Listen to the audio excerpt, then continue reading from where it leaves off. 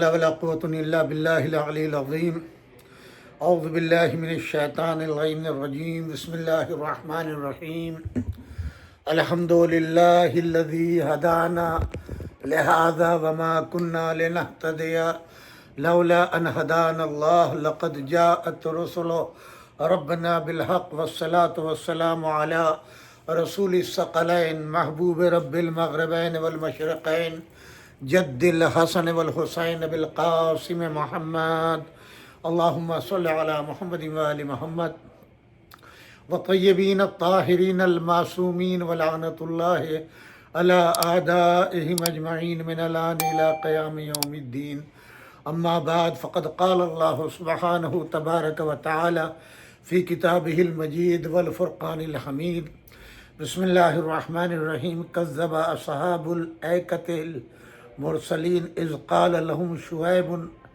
الا تتقون انی لکم رسول امین فاتقوا اللہ واتیون وما اسألکم علیہ من اجر ان اجری الا علی رب العالمین اوفوا الکیل ولا تکونوا من المخسرین وزنوا بالقسطاس المستقیم ولا تبخسوا الناس اشیاءهم ولا تعصوا في الأرض مفسدين واتقوا الذي خلقكم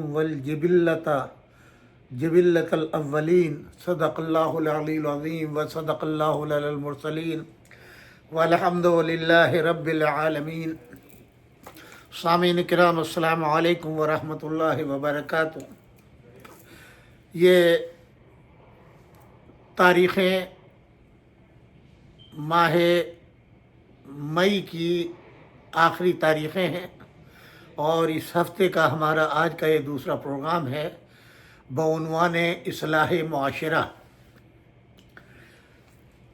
اس امید کے ساتھ کہ ہماری یہ آواز زیادہ سے زیادہ آپ حضرات تک پہنچے، اس ارادے نیت اور قصد کے ساتھ کہ شاید ہماری بات کسی کے دل میں اتر جائے، اگر کوئی گمراہ ہو تو سیدھے راستے پر آ جائے، اگر کوئی گمراستہ ہے تو وہ اس کی کچھ رہنمائی ہو جائے، شاید وہ اللہ کی بارگاہ میں توبہ کر لے اور اس کا اجر ہم کو بھی ملے۔ یہ ہم معذرت خواہی کل ہی کر چکے ہیں کہ ہمارے کسی لفظ سے کسی بات سے اگر کسی کی دل شکنی ہوتی ہے تو ہم اس کے لیے معذرت چاہتے ہیں۔ ہم صرف خلوص دل کے ساتھ اصلاح معاشرہ کے عنوان سے آپ حضرات تک قرآنی آیات کے ترجمے اور احادیث کی روشنی میں کچھ خدمت آپ کی کرنا چاہتے ہیں۔ خداوند عالم اس کو قبول فرمائے، ہمارے زمانے کا امام ہم سے راضی ہو اور ہم اپنے فریضہ شرعی کو جانتے ہوئے پہچانتے ہوئے اس پیغام کو آپ حضرات کی خدمت میں پہنچانا چاہتے ہیں۔ ہمارا جو موضوع چلا ہے وہ سورہ شعراء ہے۔ لوگ شروع سے چلتے ہیں، میں نے ایک نئی روایت شروع کی ہے کیونکہ ارتباط ایسا تھا، موضوع ایسا تھا، تو اس بنا کے اوپر میں نے بالکل آخر سے واپسی کی طرف یہ سفر شروع کیا ہے اور اسی کو ملحوظ خاطر رکھتے ہوئے آج چند چیزوں کی طرف آپ کی توجہ دلانا چاہتا ہوں۔ جتنی بھی معاشرے کی خرابیاں ہیں وہ سب کی سب جھوٹ کے اوپر مبنی ہیں، تصنع، بناوٹ، شیخی مارنا، دوسروں کو نیچا دکھانا، چاہے لباس کے ذریعے یا ظاہری زیبائش کے ذریعے، جیولی کے ذریعے، پیسوں کی چمک دھمک کے ذریعے یا بود و باش کے ذریعے۔ ایمان کی منزل میں ہم سب کے سب برابر ہیں اور کوئی کسی کے سامنے ہاتھ نہیں پھیلاتا، ماشاءاللہ سبھی روٹی کھاتے ہیں اور رازق اللہ ہے، اس یقین کے اوپر سب کے سب عمل کرتے ہیں۔ ہاں، کوئی زیادہ اور کوئی کم۔ ہمیں دعا کرنی چاہیے اگر کسی اپنے بھائی کو خوشحال اور دولت مند دیکھیں تو عام طور کے اوپر چونکہ جھوٹ پر دنیا مبنی ہے اس لیے ان کے ذہن کے اندر اگر کوئی چور ہے تو وہ دوسرے کو بھی چور سمجھتا ہے، کوئی بے ایمان ہے تو وہ دوسرے کو بھی بے ایمان سمجھتا ہے، اگر کوئی جھوٹا ہے تو اس کو بھی جھوٹا سمجھتا ہے، کوئی ظالم ہے تو وہ دوسرے کو بھی ظالم سمجھتا ہے، کوئی غاصب ہے تو وہ دوسرے کو بھی اپنے ہی جیسا سمجھتا ہے۔ تو اس بنا کے اوپر اگر ہم اپنے کسی بھائی کو خوشحال دیکھیں اور اچھا کھاتا پیتا دیکھیں، ظاہری طور پر اس کو چمک دمک کے ساتھ دیکھیں، تو بارگاہ الہی میں ہم دعا کریں، پروردگارہ اس کو تو نے اپنی نعمتوں سے نوازا ہے، یہ کرم ہماری طرف بھی کر اور اس کے رزق میں اور زیادتی عطا فرما، بجائے اس کے کہ ہم اس کی طرف سے حسن ظن رکھیں اور اس کے ظاہر کو دیکھیں اور اس کے باطل کو کوریدنا شروع کریں۔ یہ قطعاً غیر شرعی فعل ہے، نہ اللہ راضی ہوتا ہے اس بات سے، نہ رسول راضی ہوتا ہے، اور وہیں سے بنیاد چلتی ہے حسد کی۔ یہ بھائی اچھا کیوں کھا رہا ہے، اچھا کیوں پہن رہا ہے، اس کے بچے اس طریقے سے کیوں رہ رہے ہیں، اس کا گھر اتنا اچھا کیوں ہے، اس کی گاڑی اتنی اچھی کیوں ہے، اس کا اسٹیٹس آف لیول جو ہے وہ اتنا بلند کیوں ہے۔ بھائی اس نے محنت کی ہوگی، اس نے جد و جہد کی ہوگی، شب و روز نوکریاں کی ہوگی، تو وہ اس منزل تک پہنچا ہوگا، مگر چونکہ ہمارے دماغ کے اندر اگر خباثت ہے تو پھر ہم اس ذہن کو مزید اس طرف جاتے ہیں، اور ہمارا ایک محافظ ہے جو میں نے کل ذکر کیا تھا، وہ حضرت ابلیس ہے، جو ہر وقت اس طرح کے وساوس پیدا کرتا ہے ہمارے ذہن کے اندر اور ہمیں اس غلط راستے پہ لگاتا ہے، چنانچہ وہیں سے خرابی ہوتی ہے۔ ایک ابتدا ہی میں آپ کو ایک واقعہ سنا دوں اور اس سے آپ اپنی اصلاح بھی کر سکتے ہیں جلے میں۔ ایک شخص حضور اکرم صلی اللہ علیہ وآلہ وسلم کی خدمت بابرکت میں لایا گیا۔ وہ شخص مسلمان ہو گیا تھا، تو کلمہ تو پڑھ لیا اس نے، نماز بھی پڑھنے لگا، مگر کچھ عادتیں ایسی تھیں جو اللہ نے، اس کے رسول نے حرام کی ہیں، قرآن نے حرام کا حکم دیا ہے، گناہ کبائر ہیں، مگر چونکہ اس کے اندر اس کو لذت بہت ملتی تھی، اس کو وہ ترک نہیں کرتا تھا، مسلمان کہہ کرتا تھا۔ وہ اس کو لایا گیا حضور کے پاس کہ حضور یہ اپنے کو مسلمان بھی کہتا ہے اور آپ پر، اللہ پر ایمان بھی لایا ہے، قرآن پر بھی ایمان لایا ہے، مگر یہ احکامات قرآنی کے خلاف گناہ کبائر کرتا، وہ نہیں چھوڑتا۔ حضور نے فرمایا کہ بھئی کیا بات ہے؟ انہوں نے کہا کہ حضور 3 چیزیں وہ ہیں جس میں مجھے لذت ملتی ہے اور میں کسی عنوان سے ان کو ترک نہیں کروں گا، اسلام سے نکل جاؤں کوئی بڑی بات نہیں ہے، مگر یہ گناہ میری عادت بن چکی ہے، میں یہ نہیں چھوڑوں گا۔ کہا وہ گناہ کیا کیا ہیں تیرے؟ اس نے کہا ایک تو زنا میں مجھے بہت لذت ملتی ہے، میں زنا نہیں چھوڑوں گا۔ چل دوسرے کیا ہے؟ اس نے کہا کہ ایک شراب ہے، شراب میں مجھے بڑا لطف آتا ہے، شراب پینا نہیں چھوڑوں گا۔ ٹھیک۔ تیسرے کیا ہے؟ کہا جھوٹ ہے، جھوٹ بھی نہیں چھوڑوں گا۔ حضور نے سنا، حضور خاموش بیٹھے سنتے رہے۔ اب وہ گویا ہوا، یا رسول اللہ چونکہ آپ کی برکت خدمت میں لایا گیا ہوں، میں ایک چیز کا آپ سے وعدہ کرتا ہوں۔ وہ کیا؟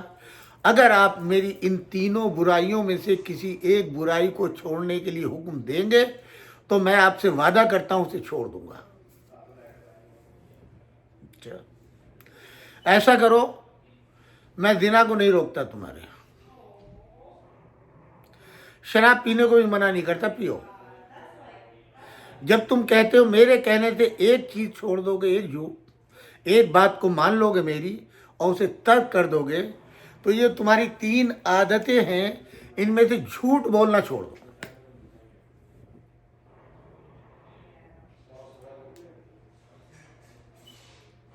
یعنی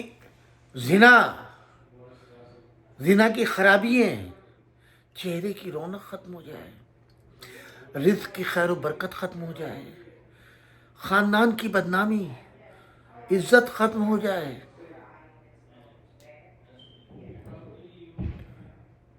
وہ کہتا میں نہیں چھوڑوں گا، اچھا مت چھوڑ۔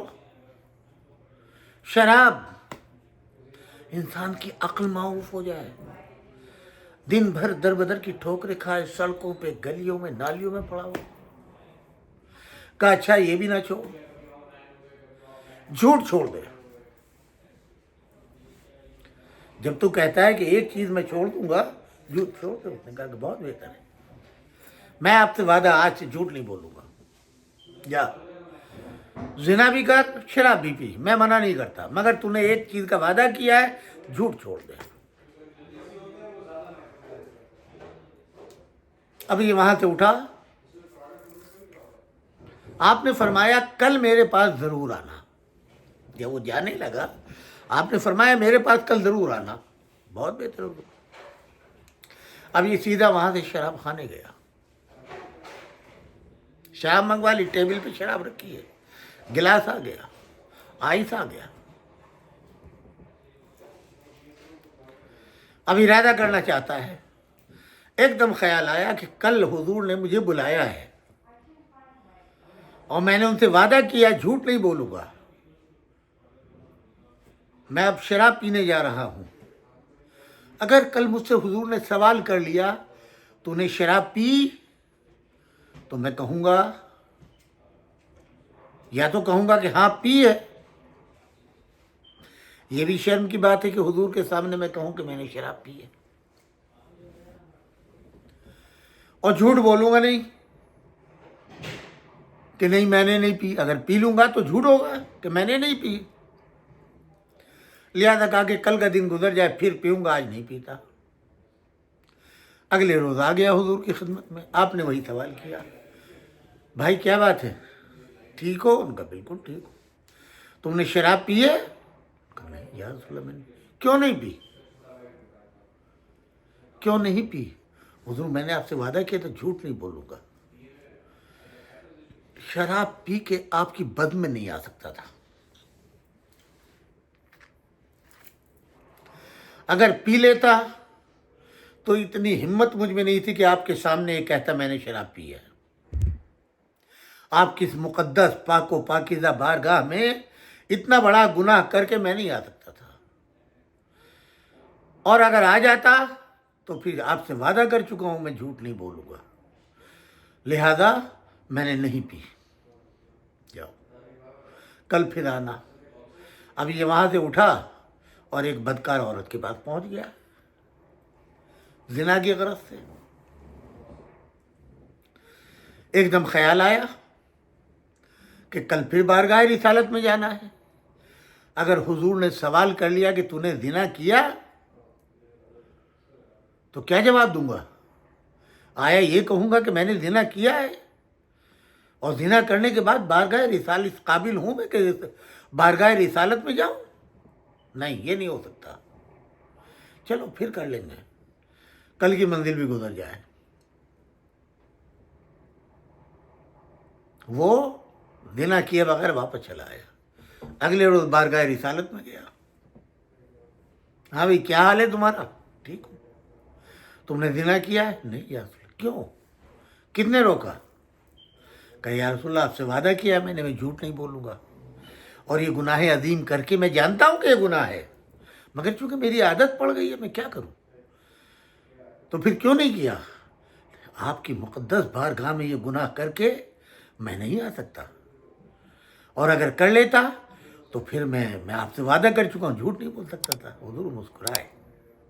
आपने देखा, एक झूठ को रोक करके उसकी शराब की आदत भी छुड़वा दी, उसकी जिना भी आ गई। ये बतलाना मकसूद था कि असल बुनियाद बुराई की जो है वो झूठ है। लोग सोचते हैं ना, अरे झूठ बोलने में क्या है, तौलिया है, ये नहीं, मामूली झूठ भी जो है वो इंसान को बुराई की तरफ ले जाता है। और जब इंसान को ज़ाहिरी अच्छाइयाँ दिखाई देती हैं, मगर उस झूठ के नुकसानात क्या हैं? आज हमारी पूरी दुनिया झूठ पे मबनी है। आज हुकूमत की बुनियादें जो हैं वो झूठ के ऊपर है। किस कदर जुल्म सितम दुनिया में हो रहा है, मगर बादशाह सलामत के सामने यही खबरें पहुंचाई जाती, सब अच्छा ही अच्छा है, सब अच्छा ही अच्छा है। वो तो जब इक़्तिदार डोलने लगता है तब हक़ाइक़ का पता चलता है, जब इक़्तिदार चला जाता है हाथ से तब पता चल जाता है कि मुझे झूठ बोल बोल के गुमराह किया गया। और अब आप इसको ऊपर से नीचे के लेवल तक आते चले जाए तो अपने घर की मंजिल में आए।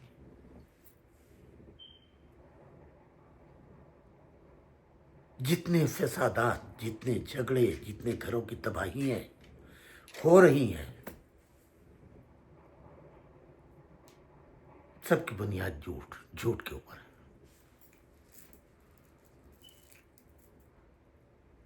इस कदर मुआशरे के अंदर तबाही फैल चुकी है झूठ की वजह से, अल-अमान और अल-हफीज।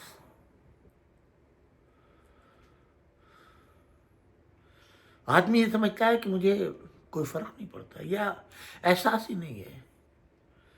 अम्मा अब्बा के सामने झूठ बोलना, भाई बहनों के सामने झूठ बोलना, बीवी से झूठ बोलना, बच्चों से झूठ बोलना।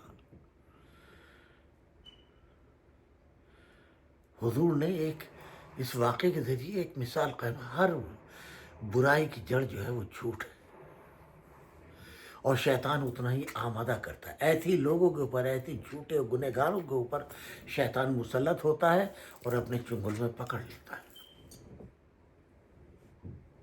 आज तो हमारे मिंबर महफूज नहीं है। झूठी रिवायतें गढ़ गढ़ के सुनाना। काला रसूलुल्लाह का जो बनी उमैया माविया ने, मलऊन ने फैक्ट्री लगाई थी झूठ बोलने की काला रसूलुल्लाह की, वो इतनी आम हो गई है, इतनी आम हो गई जिसकी कोई इंतहा नहीं है। गली गली में मुफ्ती, हर 2 टके का आदमी मुफ्ती बना हुआ है और झूठे फतवे दे रहा है। आज अगर हर बंदा ये अहद कर ले, कितना ही नुकसान हो, मगर झूठ नहीं बोलूँगा, मुझसे नहीं, अल्लाह और उसके रसूल से। ये बुराई ऐसी है जो हर घर में है, हर फर्द के अंदर है। कोई मुआशरा, कोई तबका इंसानों का, जजों का, हर साहिबाने इल्म का बचा हुआ नहीं है।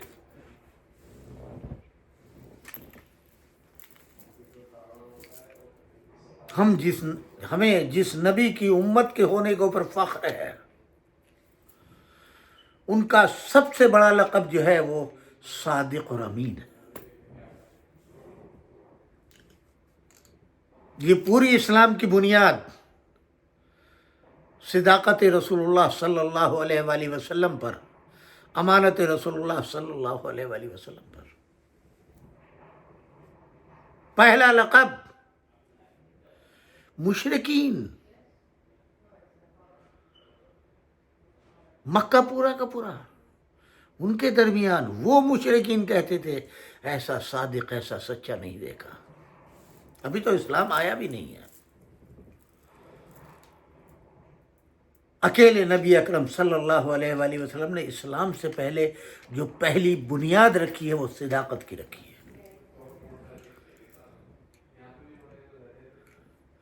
आज बहुत से तो लोग कहते हैं बच्चों से झूठ बोलना, कोई बीवी से झूठ बोलना, माँ बाप के सामने झूठ, कोई बड़ी बात नहीं है, इतना तो चलता ही है। ये तक ये कलाम है लोगों का भाई। नहीं, ना इस्लाम को कबूल है, ना अल्लाह उसके रसूल को कबूल है। अगर तुमने इस्लाम कबूल किया है,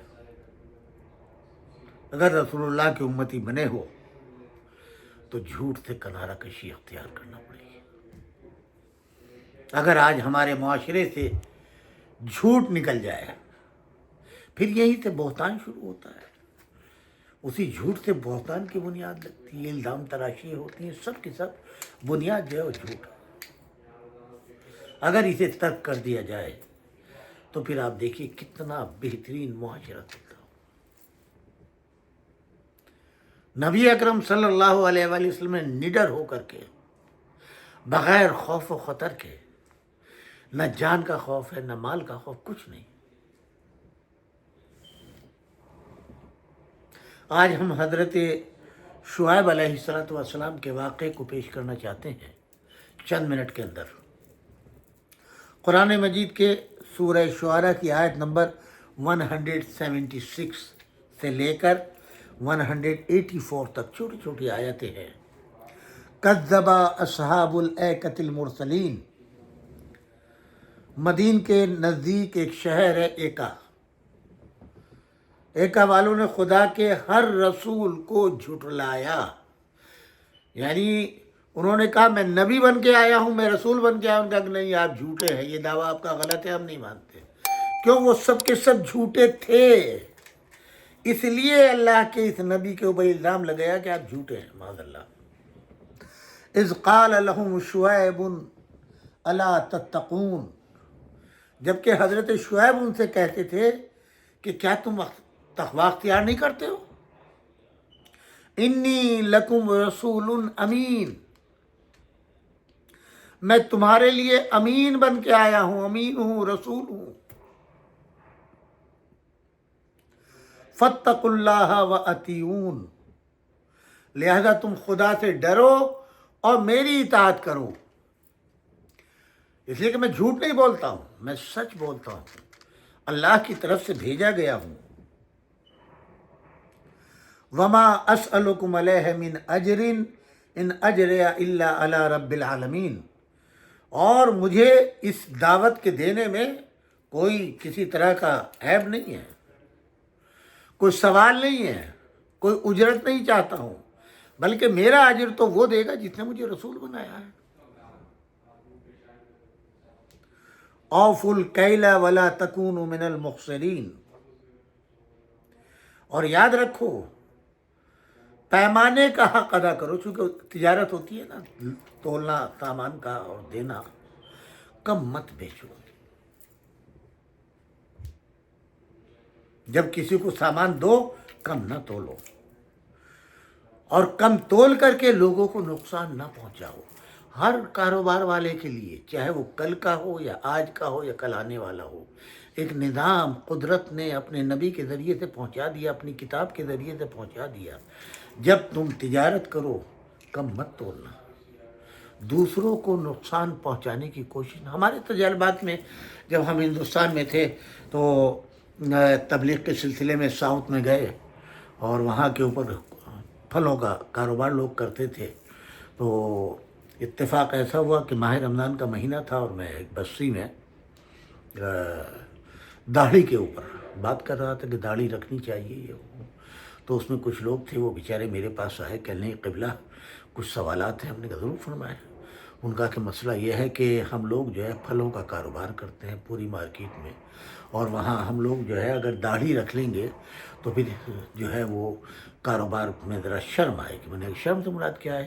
بولے کہ ہم ایک چمبک جو ہے ایک وزن کے اعتبار سے نیچے لگا دیتے ہیں، جہاں پہ وہ بٹا رکھتے ہیں اس کے نیچے لگا کے رکھتے ہیں، یعنی اس کو نیچے رکھے تو جب اس پہ وہ رکھا جاتا ہے وزن تو وہ اس سے چپک جاتا ہے، اور ہم جب پھل وغیرہ دیتے ہیں تو اتنا ہی کم تول کے،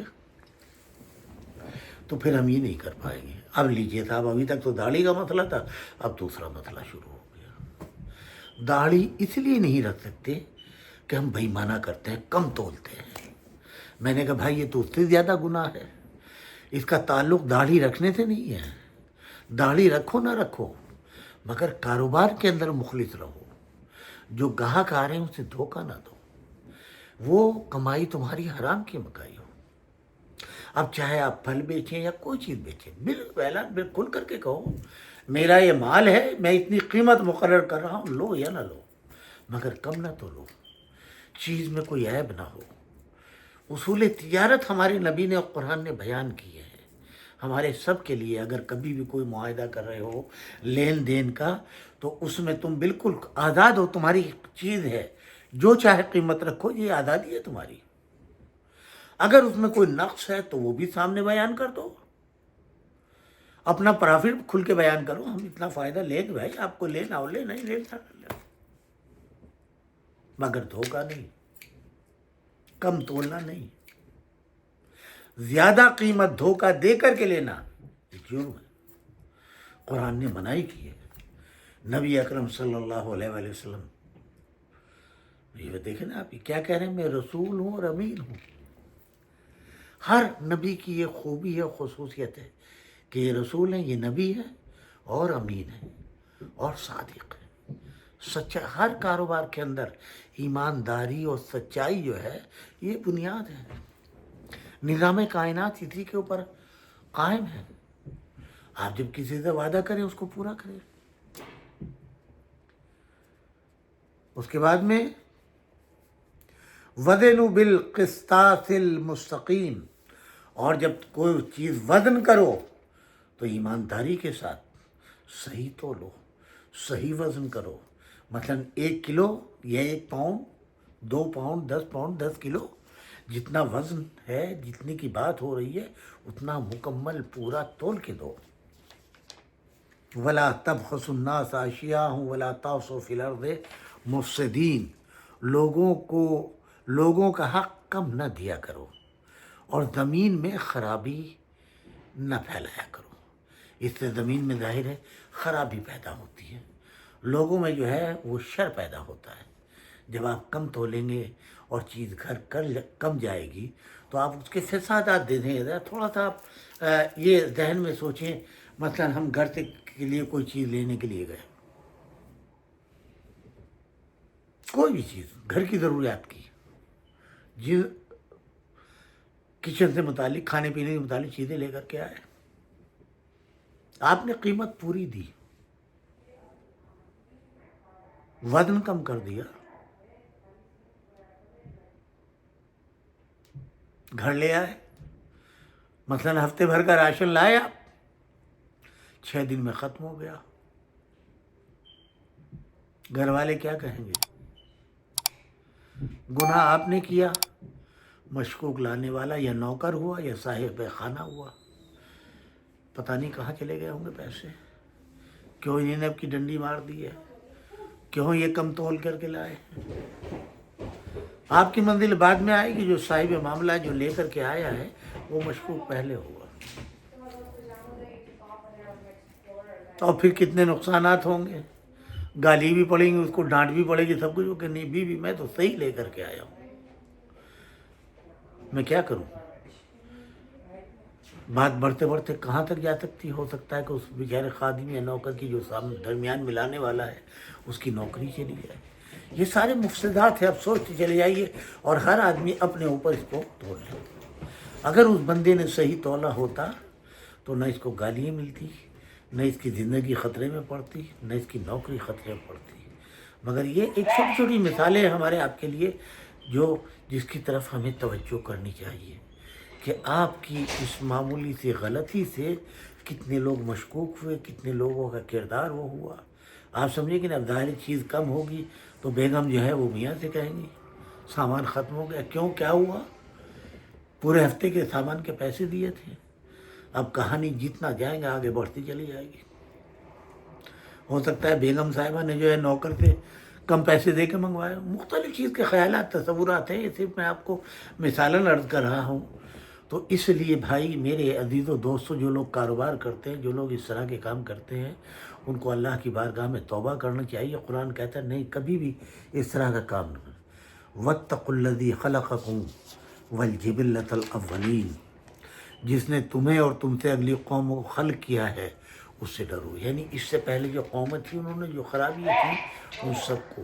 قرآن ہمارے لیے ہدایت ہے. آج ہی یہ حضرت شعیب کی تاریخ قرآن بیان کر رہا ہے، مگر اصول الہی جو ہے وہ وہی ہے آج بھی. جو کل حالات خراب ہوئے تھے وہی آج بھی ہیں.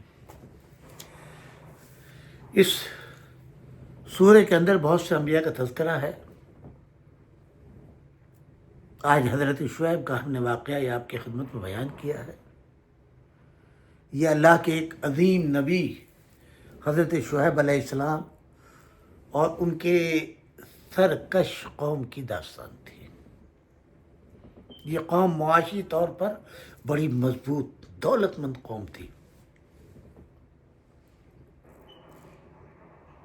ثروت مند قوم تھی، بہترین عالی شان ان کے مکانات تھے.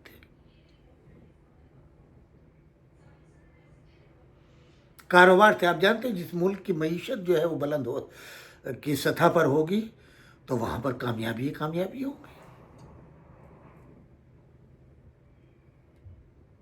پھر گمراہی، مختلف قسم کی برائیاں.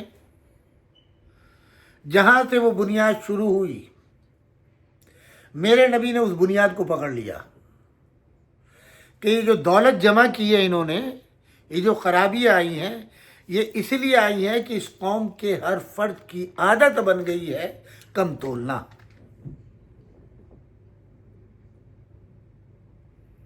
اور زیادہ سے زیادہ پیسہ جمع کرنا، اپنے کو منفعت پہنچانا،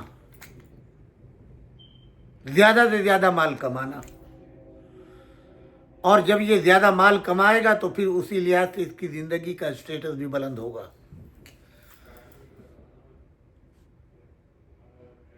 رہن سہن میں تبدیلی آئے گی. جب دوسرے دیکھیں گے تو وہ یہ کھوج لگائیں گے، پتہ لگائیں گے کہ ہم بھی اسی مارکیٹ میں بیٹھے ہیں، یہ بھی اسی مارکیٹ میں بیٹھا ہے، جہاں سے مال کی سپلائی ہمارے یہاں ہوتی ہے وہاں سے اس کے یہاں ہوتی ہے.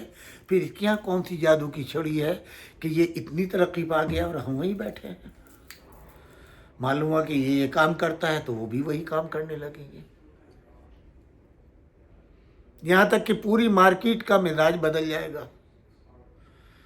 ابھی ایک قوم کو نقصان پہنچا رہا تھا، اب ہر فرد جو ہے وہ مال کمانے کے چکر میں نقصانات کو بڑھاتا چلا جائے گا اور پورا کا پورا معاشرہ جو ہے خراب ہو جائے گا. لہذا ہمارے نبی نے، اس نبی کریم نے اس چیز کو پکڑ لیا بنیادی چوز میں کہ اس قوم میں سب سے بڑی خرابی جو ہے وہ کم تولنا، زیادہ سے زیادہ پیسہ جمع کرنا. لہذا پھر وہیں ہر چیز آتی ہے بنیاد. وہ بنیاد کیا ہے؟ تقوی الہی. جب اللہ کا خوف ہوگا، کیونکہ منزل ہماری یہی نہیں ہے، اس کے بعد کی منزل ہے خدا کا خوف. وہاں کی پکڑ بڑی سخت ہوگی. لہذا اس نبی نے ان کو وہ تمام چیزیں، سب سے پہلے یہ کہا کہ میں تمہارے درمیان رسول ہوں، بنا کر کے اللہ کی طرف سے بھیجا گیا ہوں، اور امین ہوں، یعنی میں کوئی غلط بات کرنے والا نہیں ہوں، میں جھوٹ بولنے والا نہیں ہوں، میں تمہاری ہدایت کے لیے آیا ہوں. لہذا سارے بے ایمان جمع ہو گئے، پوری قوم آ گئی مقابلے. یہ لیجئے، یہ رسول کہاں سے آ گئے بھائی؟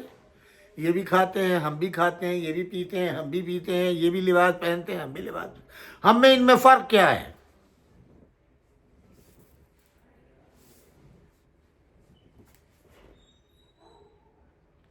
سورہ حجر کی آیت نمبر 79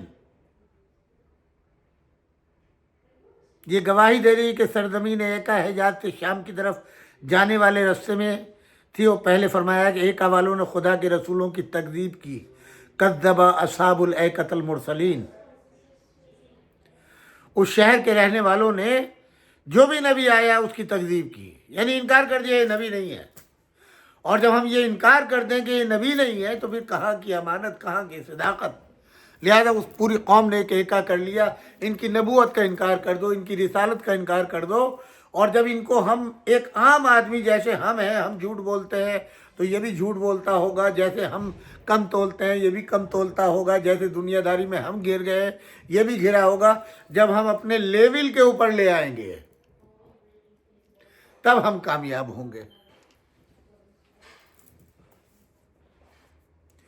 انہوں نے صرف جناب شعیب علیہ السلام کی تکذیب کی جو ان کی طرف مبعوث ہوئے تھے اس قوم میں، بلکہ دعوت کی یگانگت اور وحدت کی وجہ سے دوسرے انبیاء بھی ان کی اس تکذیب سے محفوظ نہیں رہے، کیونکہ ان کی تو اس پوری قوم اور پورے معاشرے کی عادت بن چکی تھی. انہوں نے کسی بھی آسمانی دین کو قبول نہیں کیا، آسمانی کتاب کو قبول نہیں کیا اور بالکل انکار کر دیا. ایک ایسی جگہ کو کہتے ہیں جہاں پر گھنے جنگلات ہوں، جیسے اردو میں کچھار کہتے ہیں. یہ علاقہ مدین کے پاس تھا، پانی اور گھنے درختوں کی وجہ سے ایکا کے نام سے مشہور ہو گیا. قرائن بتلاتے ہیں کہ ایکا کے رہنے والے بڑے خوشحال اور ثروت مند لوگ تھے. یہی خوشحالی اور ثروت ہی شاید ان کے غرور اور غفلت میں غرق ہو جانے کا سبب بن گئی. جب ظاہر دولت آتی ہے، ثروت آتی ہے تو گردن میں سریا آ جاتا ہے. خدا کو بھول جاتے ہیں جب دولت آتی ہے. نہ نماز کا خیال ہے، نہ روزے کا خیال ہے، حج تو بھول جائے. کار خیر نہیں کرتے ایسے لوگ. اب دعا کیسی؟ یہاں ایک مثال دیتا چلوں، کافی عرصہ پرانی بات ہے. ایک صاحب دبئی سے آئے ہوئے تھے. انہوں نے ایک مولانا کا تذکرہ کیا، یعنی ماہ رمضان میں آئے ہوئے تھے. کہتے ہیں میں بیٹھا ہوا تھا اور جناب انہوں نے جو دعائیں پڑھانا شروع کی، اس کے بعد میں اعمال ہوتے ہیں سجدے میں جانے کے، اور سجدے میں دعا، اور رو رہے ہیں لوگ اور وہ رلا رہے ہیں اور پڑھ رہے ہیں. مجھے بڑا غصہ آیا مولانا پہ، میں خاموشی سے سنتا رہا. صاحب آپ دیکھیں دبئی میں کوئی جو ہے بھوکا نہیں ہے، ننگا نہیں ہے، ماشاءاللہ ہر ایک کے پاس گھر ہے، گاڑی ہے، یہ ہے وہ ہے، سب کچھ ہے، ٹھیک ہے. تو پھر رونے کا کیا سبب ہے؟ ایسی دعاؤں کی ضرورت کیا ہے؟ یہ صاحب مومن بھی تھے ماشاءاللہ، سید بھی تھے، مگر دنیا داری میں اتنا غرق تھے کہ احکام دین نہیں جانتے، نماز نہیں جانتے، عبادت جو روح عبادت ہے وہ نہیں جانتے. روح عبادت تو دعا ہے نا، دعا کے کتنے احکامات نہیں جانتا. ائمہ کے اقوال انہیں معلوم نہیں. کہتے تھا مجھے اس قدر غصہ آیا کہ مولانا کو اٹھا کر کے مسجد سے باہر پھینک دوں. یہ بیوقوف بنا رہے ہیں، سب ماشاءاللہ سے خوشحال ہیں، یہ ہے وہ ہے سب کچھ، اور اس طریقے سے لوگ رولا رہے. ہمارا بھی پیمانے سب لبریز ہو گیا. ہم نے ان سے کہا کہ جناب دین کے بارے میں آپ کتنا جانتے ہیں؟ دعاؤں کے بارے میں کیا جانتے ہیں؟ احکامات ماہ رمضان کے بارے میں کتنا جانتے ہیں؟ اب وہ تو اس طریقے سے بیٹھے ہوئے تھے اور سب لوگ کہ بھئی یہ بہت بڑی چیز ہیں اور ماشاءاللہ دولت مند ہوں گے اور یہ ہوں گے. وہ میرے آنے سے پہلے خوب مطلب لوگوں کو گرویدہ بنا رکھا تھا. میں نے صرف چند سوالات ایسے ہی آپ طور پہ کیے.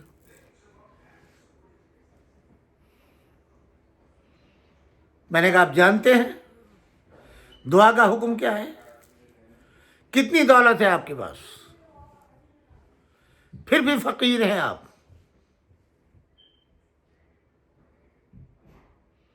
وہ رو کس کے سامنے رہے ہیں؟ دعا کس سے مانگ رہے ہیں؟ اس مالک قدرت سے، کائنات پوری جس کے قبضے میں ہے، جو علی کل شیء قدیر ہے، اس کے سامنے ہاتھ پھیلا رہے ہیں. ہر بادشاہ اسی کے سامنے، ہر دولت مند اسی کے سامنے. اور معصوم فرماتے ہیں، خود حضور فرماتے ہیں، اگر اس دعا میں جب اللہ سے مانگو اور اس کی بارگاہ میں اپنی کمائی کی، اپنے کو حقیر پیش کرو، اللہ کا اتنا کرم نازل ہوتا. اور جب ارتباط ہوتا ہے اللہ سے تو اس کی ہیبت کی وجہ سے، اس کی جلالت کی وجہ سے انسان کے آنکھوں میں آنسو آتے ہیں. امام زین العابدین فرماتے ہیں وہ دعا دل سے نکلتی ہے جس میں آنسو آ جائے اور بارگاہ الہی میں پہنچتی ہے. سب کچھ کمانے کے بعد، پوری دنیا کی ملکیت لینے کے بعد بھی انسان فقیر ہے اس غنی کے سامنے.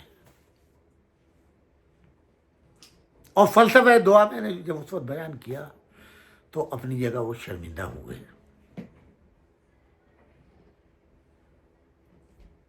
میں نے کہا یہ سب فنا ہے. وہ اس لیے نہیں مانگ رہے ہیں دعا اس لیے مانگی جاتی ہے کہ جو کچھ اللہ تو نے دیا اس پر تیرا شکر ہے، اب اس کو دوام چاہیے، اس کو بقا چاہیے. یہ دولت ہماری ختم نہ ہو، یہ دولت ہماری نسلوں میں چلے، یہ عیش و آرام ہماری نسلوں میں چلے.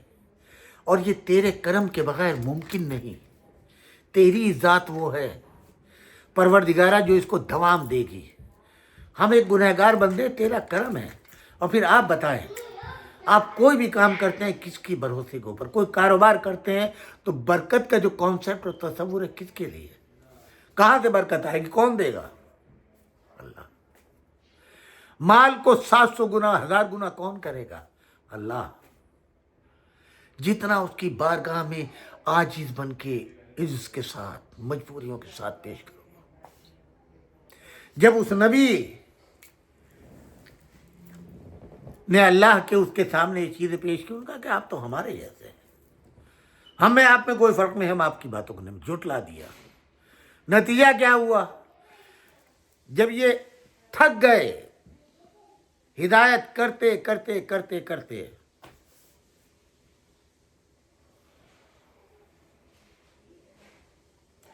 کہتے رہے کہ بھائی تم तकवा अख्तियार करो, अल्लाह से डरो, अल्लाह से खौफ खाओ। कितने दिन जिंदा रहोगे? क्योंकि पूरे मुआशरे को सही करना था, लिहाजा उन्होंने नबी को झुठला दिया, हम नहीं मानते।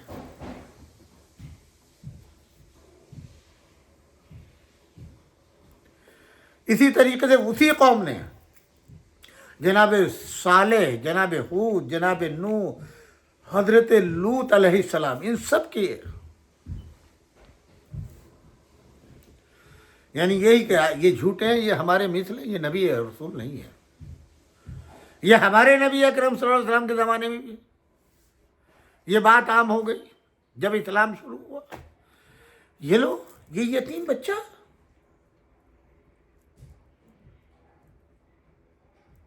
बाप का साया उठ गया, दादा का साया उठ गया, यतीमी की ज़िंदगी गुजार रहा है, चचा के यहाँ पल रहा है, न इसके पास माल है न दौलत, सब कुछ नहीं, और ये रसूल बन गए। हम इसकी बात को सुनेंगे? आज मुआशरे के अंदर सबसे बड़ी खराबी ये है, आप छोटी से छोटी अंजुमन को, हमारे जहन में ये होता है कि हम कोई सेंटर बना रहे हैं, इमाम बाड़ा बना रहे हैं, मस्जिद बना रहे हैं, कोई जगह बना रहे हैं, तो हम ये समझते हैं कि अगर किसी पैसे वाले को सदर बनाएंगे तो ज़्यादा पैसा आएगा। ये भी एक तौफीक इलाही है।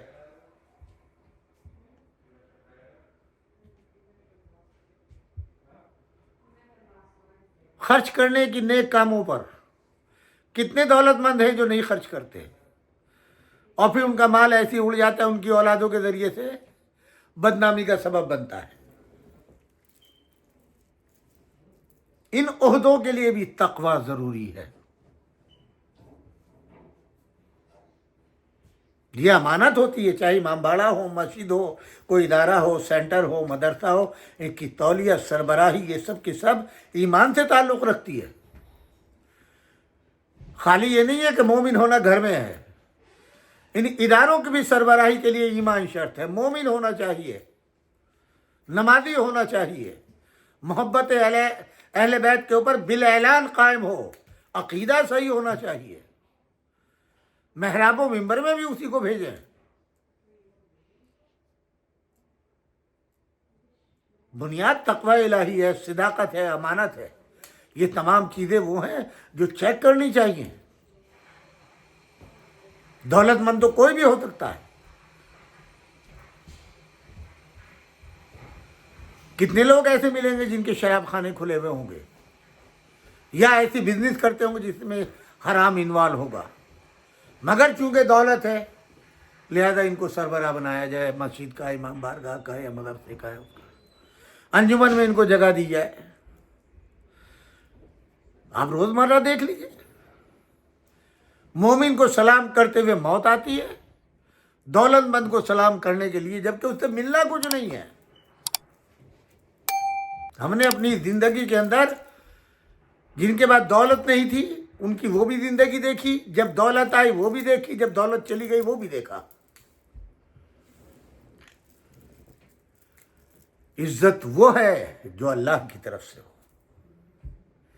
अल-इज़्ज़तु लिल्लाह वलिर रसूल वलिल मोमिनीन।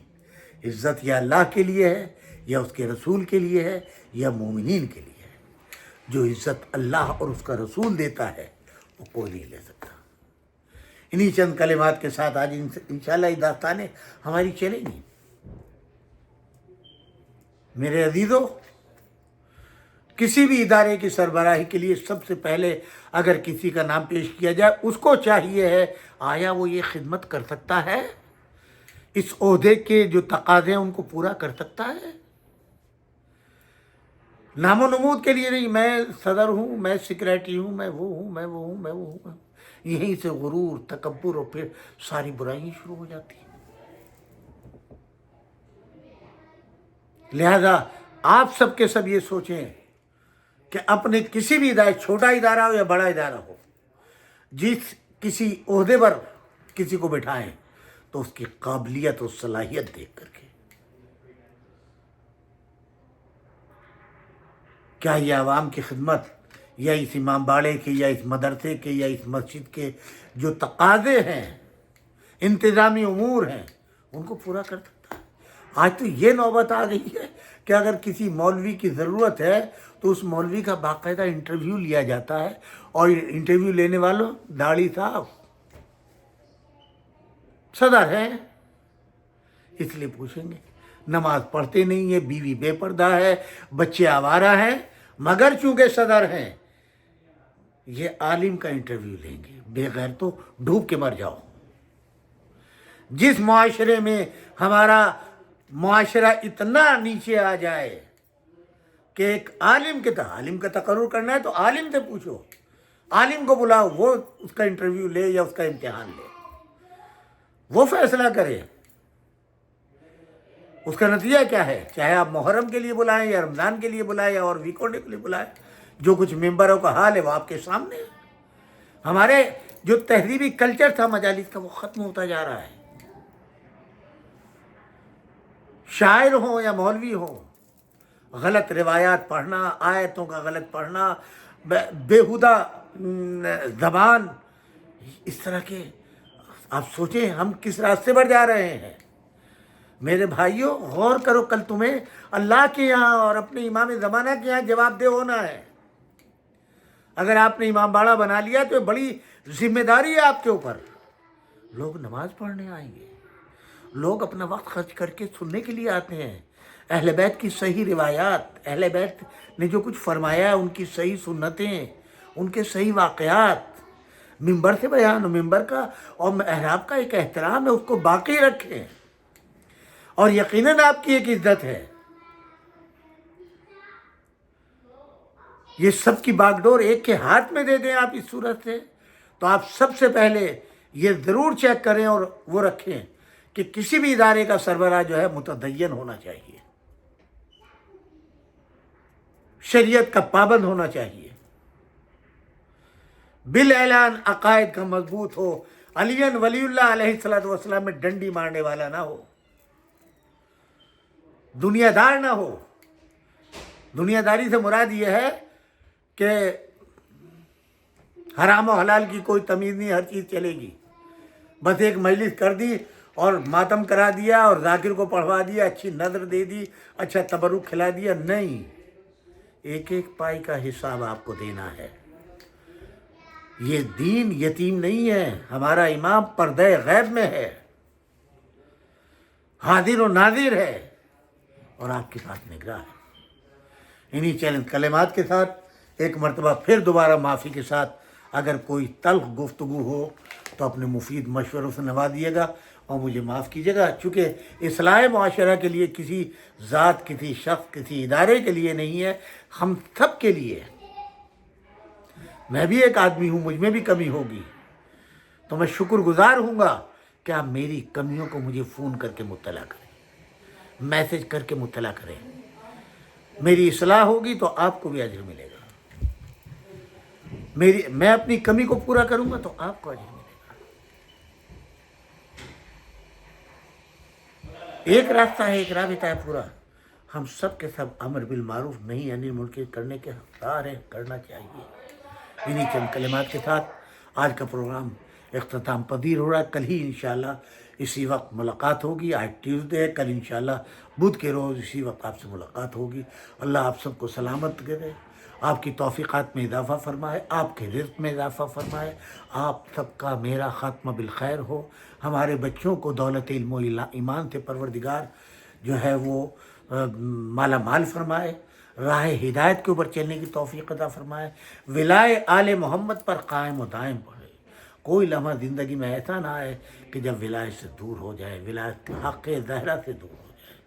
پروردگارہ ہمارے اور آپ کے اور میرے سب کے مرحومین کی مغفرت فرما، مولانا سید تلميذ الحسنین رضوی صاحب قبلہ کے درجات کو بلند فرما، آغا رئیسی، ان کے ہم نوا جتنے علماء انتقال فرما چکے، پروردگار ان کو سایہ رحمت میں جگہ عنایت فرما، تمام مراجع اعظام علماء کرام کے سائے کو قائم و دائم فرما، دشمنان آل محمد کو فی النار فرما۔ آپ سب میرے مرحومین، اپنے مرحومین، ہمارے باقر بھائی کے لیے اور دیگر دوست احباب جتنے انتقال فرما چکے، جو ہمارے شعراء انتقال فرما چکے، جو ہمارے بزرگ علماء انتقال فرما چکے، ان سب کے ارواح کے لیے سورۃ الفاتحہ۔ ربنا تقبل منا انک انت السمیع العلیم، والسلام علیکم جمیعا ورحمۃ اللہ وبرکاتہ۔